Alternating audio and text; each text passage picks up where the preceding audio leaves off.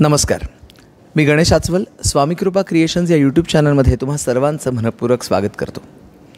मित्रांनो, असं म्हणतात ना की कलेला भाषेचं बंधन नसतं आणि आपल्या मराठीवरती प्रेम करणारे पण मुळात मातृभाषा मराठी नसणारे असे अनेक जण आहेत की जे आपल्या मराठी भाषेवर प्रेम करत असतात आणि ते जे भाषेवरचं प्रेम आहे ते त्यांच्या प्रोजेक्ट्समध्ये दिसून येतं.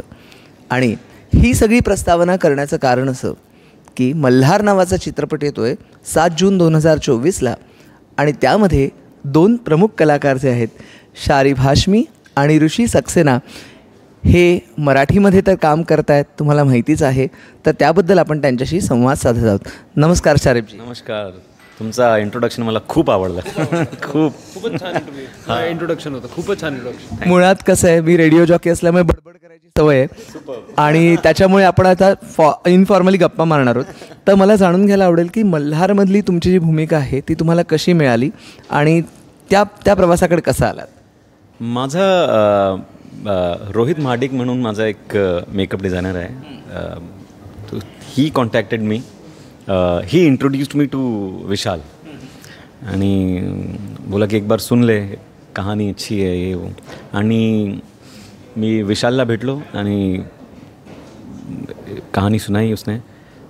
मला स्क्रिप्ट खूप आवडली, स्टोरी खूप आवडली आणि माझा कॅरेक्टर खूप डिफरेंट होता आणि आई इमीडिएटली सेड येस, क्योंकि ये तो करना ही करना है. एंड अंजलि है उसमें, तो मैं बोला यार ये तो, because I have already worked with Anjali in one film, so she is amazing.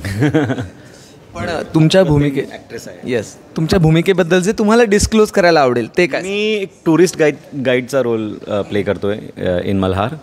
तो वो स्ट्रीट स्मार्ट आहे, फन लविंग आहे. And there is one angle also which right now I can't disclose. तो बट बहुत प्यारा कैरेक्टर है और मुझे प्ले करने में बहुत मज़ा आया. और शूट के वक्त जब हम सब साथ में थे, अंजलि, ऋषि, हम लोगों ने वहाँ पे बहुत मस्ती की.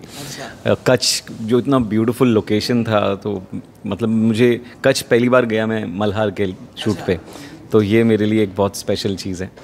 And and I really enjoyed working with विशाल. मतलब बहुत एक तो ये जो डेब्यूटेंट डायरेक्टर्स होते हैं ना, मतलब they are always full of ideas, energy. जो पॅशन त्यांच्याकडे असतं ना ते खूपच लाईक भयंकर असतं. तो मला विशाल खूप आवडला. ऋषी, मी तुझ्याकडे येतो आता. तर मुळात टी व्हीसारख्या माध्यमातून तुझं काम बघितलेलं आहे, मराठी चित्रपटातनं तू मला बघतोय आणि हा हिंदी आणि मराठी भाषेत दोन्हीमध्ये मल्हार येतो आहे. तर मल्हारविषयी पहिल्यांदा तू आमच्याशी शेअर कर. हिंदी, मराठी, इंग्रजी कोणत्याही भाषेत बोललास तरी चालेल, कारण मगाशीच म्हटलं की कलेला भाषेचं बंधन नसतं. करेक्ट. तो कैसा है कि विशाल ने मुझे कांटेक्ट किया. और क्यों कांटेक्ट किया? क्योंकि उसने मेरा काम काहे दिया परदेस में देखा था. तो सीरियसली, और कोई वजह नहीं थी. मतलब विशाल ने इसलिए कांटेक्ट किया मुझे. और कहानी सुनाई उसने मुझे कि ये एक कहानी है, ये आपकी कहानी है. उसने मुझे पूरी कहानी नहीं सुनाई, सिर्फ because our film is an anthology. मतलब 3 कहानियों का साथ में मिला के एक फिल्म है. तो मेरी कहानी सुनाई और मेरे कैरेक्टर के बारे में बताया.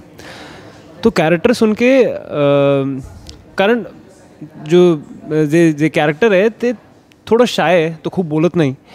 तर त्यांनी मला आधीच सांगितलं होतं की असं एक कॅरेक्टर आहे, पण खूप इम्पॉर्टंट कॅरेक्टर है, कारण एवरीथिंग रिवॉल्व्स अराउंड हिम. तो ऐसा एक मुझे बताया, मुझे बोला कि एक छोटा ऑडिशन करके दिखाओगे, मुझे सिर्फ देखना है कि आप कैसे लग रहे हो. तो क्योंकि मुझे पसंद आया था, मैंने ऑडिशन दिया. अब उसके बाद विशाल ने ओके बोला, पर उसके बाद विशाल ने मुझे बताया कि अब इसमें you are paired opposite Anjali Patil. तो बाकी सारी बातें ख़त्म हो गई थी. तो बाकी सारी बातें ख़त्म हो गई थी कि अच्छा अंजलि के साथ. हाँ नहीं पाटिल बागे नहीं पाटिल. तो बाकी सारी बातें ख़त्म हो गई थी. मैंने उसी वक्त हाँ कर दिया था. अभी पूरी जर्नी की बात करें तो मुझे कई सारी बातें पता नहीं थी फिल्म की. मुझे फिल्म की कहानी पूरी पता नहीं थी, उसके बिना मैंने हाँ किया. मुझे नहीं पता था कि विशाल ने इससे पहले क्या किया है. बाकी सबने देखा हुआ था. विशाल ने इससे पहले एक बड़ी खूबसूरत शॉर्ट फिल्म बनाई थी, तो सबने देखी हुई थी, उसको अवार्ड्स वगैरह भी थे, सबने वो देख के हाँ किया। मैंने सिर्फ अंजलि पाटिल है उसमें और मेरा कैरेक्टर है अच्छा, तो मैंने हाँ कर दिया था।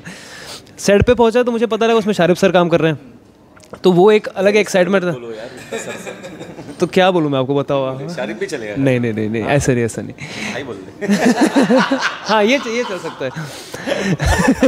तो उसमें शारिब भाई काम कर रहे हैं, तो ये मुझे एक चीज़ और पता लगी जब मैं सेट पे पहुंचा तब, तो मतलब एक लेवल ऑफ एक्साइटमेंट था when I started the project, और वो जैसे जैसे प्रोजेक्ट आगे बढ़ता गया वो एक्साइटमेंट भी बढ़ता गया, लेवल ऑफ एक्साइटमेंट प्लस जैसे सर ने बोला कि, जैसे शारिब भाई ने बोला कि बेस्ट है कि जो फर्स्ट टाइम डेब्यूटेंट डायरेक्टर्स होते हैं उनका एक अलग पैशन होता है, तो वो जो पैशन होता है वो सब में रिफ्लेक्ट होता है। फिर when the director is passionate तो वो एक्टर्स में भी रिफ्लेक्ट होता है, वो डीओपी में भी रिफ्लेक्ट होता है, वो राइटिंग में भी रिफ्लेक्ट होता है।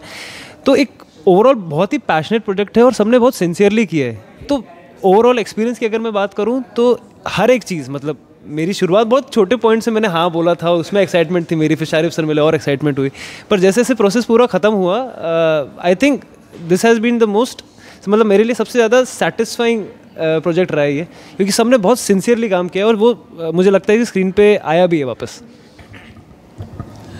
मुळात कसं आहे बघा की मराठी चित्रपट हे वेगवेगळ्या विषयावरचे येत आहेत आणि 2024 साल जर बघितलं तर जानेवारीपासून आता जूनपर्यंत म्हणजे जवळजवळ 6 महिने व्हायला आलेत, तर अनेक वेगळ्या आशयघन विषयांवर चित्रपट येत आहेत. तर हा मराठी आणि हिंदी अशा दोन्ही भाषेत येतो आहे आणि हिंदीचा चित्रपट मराठीत डब होतो आहे. तर I want to ask about dubbing which you had done in Marathi, sir both of you, so I want to know your experience. मेरे लिए तो बहुत कमाल का एक्सपीरियंस था.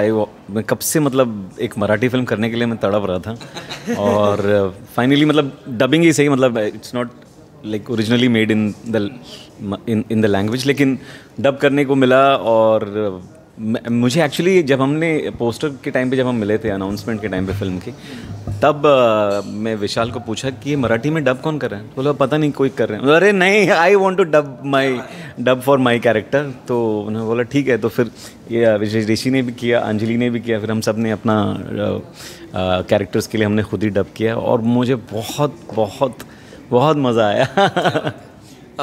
ऋषि, तू डबिंगच्या अनुभवाबद्दल सांग ना.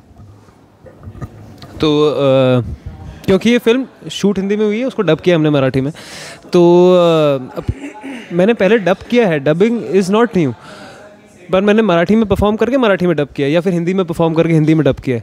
अब ये पहली बार ऐसा था कि मैंने हिंदी में परफॉर्म किया, उसको मैं मराठी में डब कर रहा हूँ. तो पहली बार ऐसा था और ऑनेस्टली बोलूँ तो मेरे से पहले हो नहीं रहा था. शुरू के फर्स्ट सीन में तो शायद विशाल अपने सर पे हाथ रख के बैठा था कि मेरे से गलती हो गई सर कि आपको बुला लिया. बट इवेंचुअली धीरे धीरे करते करते थोड़ा सा आइडिया लगा कैसे करना है और फाइनली वो एक मीटर में भी बैठाना होता है, प्लस उसको उसमें इमोशन भी होना चाहिए क्योंकि लैंग्वेज कोई और किसी और में शूट किया था, अभी आप डब किसी और में कर रहे हो. तो मेरे लिए नया था. शारिब भाई एक्सपिरियन्स है तर नवीन होतं माझ्यासाठी आणि पण चांगला एक्सपिरियन्स होता. आता मला कळतं आहे की असं आता जर परत असं काहीतरी करायचं असेल तर कसं करायचं ते मला म्हणजे आता कळलं आहे.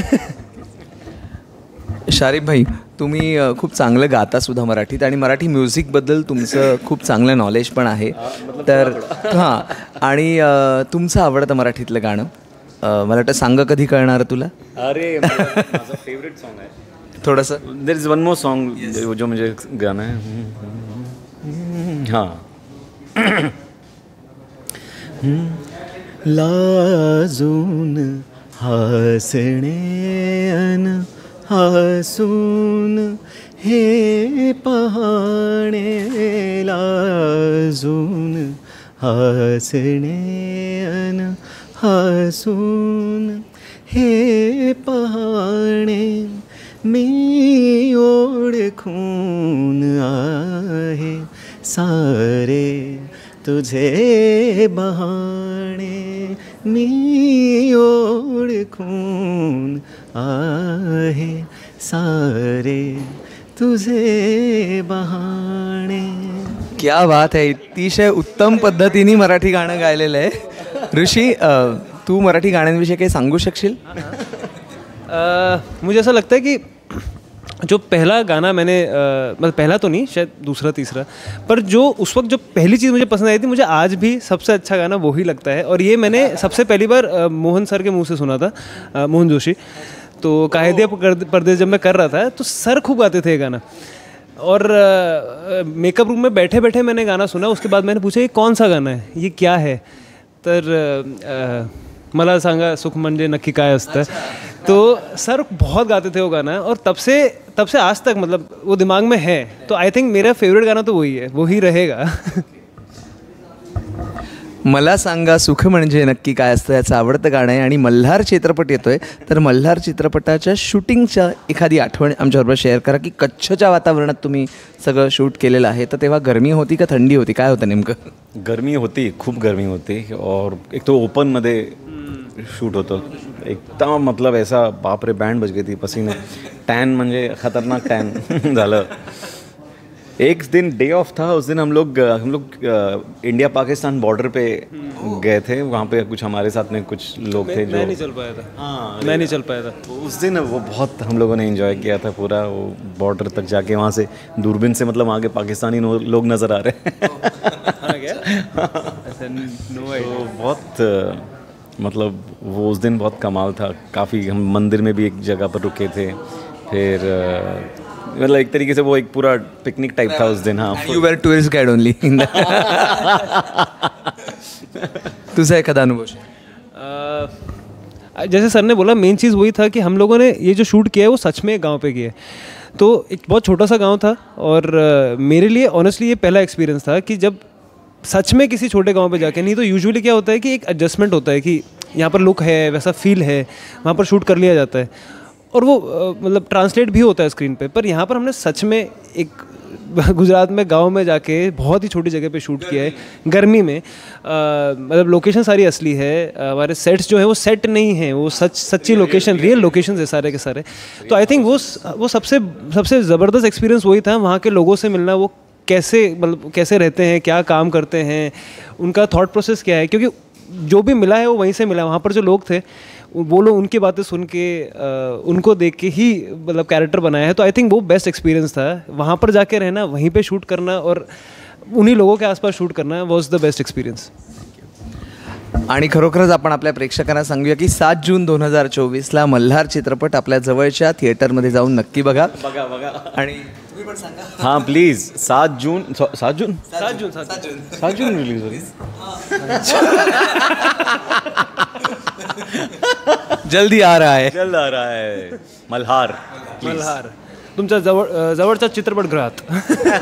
नक्कीच. आणि बघा, म्हणजे पावसाळा म्हटला की मल्हार राग आणि पाऊस यांचं नातं आहे, आणि त्याच्यामुळे जून महिना, 7 जून पावसाचा दिवस, तेव्हा मल्हार बरसणार आहे, आणि चित्रपटाला सुद्धा भरपूर यश मिळो. चित्रपटावर सुद्धा कृपेचा आणि प्रेक्षकांच्या कृपेचा आणि देवाच्या कृपेचा वर्षाव होई. सदिच्छा. धन्यवाद शारिफजी आणि ऋषीजी. आणि आमच्या चॅनलला सबस्क्राईब करा, व्हिडिओला लाईक करा, आणि व्हिडिओबद्दलचे अभिप्राय, खास करून यांच्या गाण्याबद्दलचे अभिप्राय नक्की कळवा. तेव्हा धन्यवाद. आणि स्वामी कृपा क्रिएशन्स या यूट्यूब चॅनलला सबस्क्राईब करा.